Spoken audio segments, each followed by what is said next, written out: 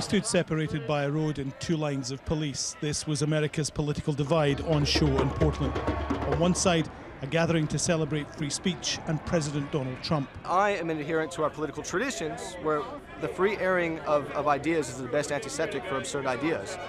Surrounding them, outnumbering them, others who claimed this was a meeting of the far right. I think that when there are, the people who are going to attend that march over there, I think it does not help them to see that there's so many people opposed.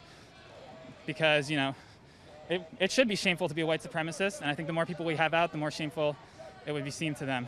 This is a city where emotions are particularly raw. Just over a week ago, two men were killed on the city's metro system, coming to the aid of two women, one in a hijab, who were being verbally assaulted. The alleged killer is a far-right supporter. For most of the afternoon, the protests were loud and peaceful. But as police tried to push back one of the anti-Trump factions, trouble broke out. Punches were thrown, bottles, fireworks and bricks were aimed at the police, who used tear gas.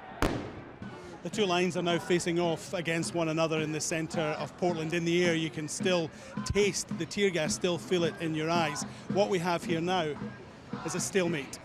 The protesters moved on. An attempt to pull barriers into the journey failed.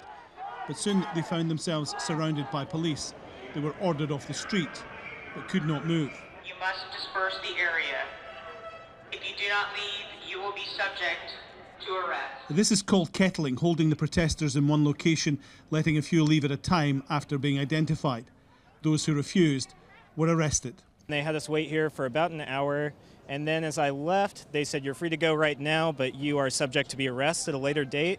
So I'm a little confused because I was just observing. Portland was fearful about what might develop, what damage could be inflicted, what injuries there might be. The police will regard this operation as a success. The Trump supporters were largely peaceful and have promised to return. And soon. Alan Fisher, Al Jazeera, Portland.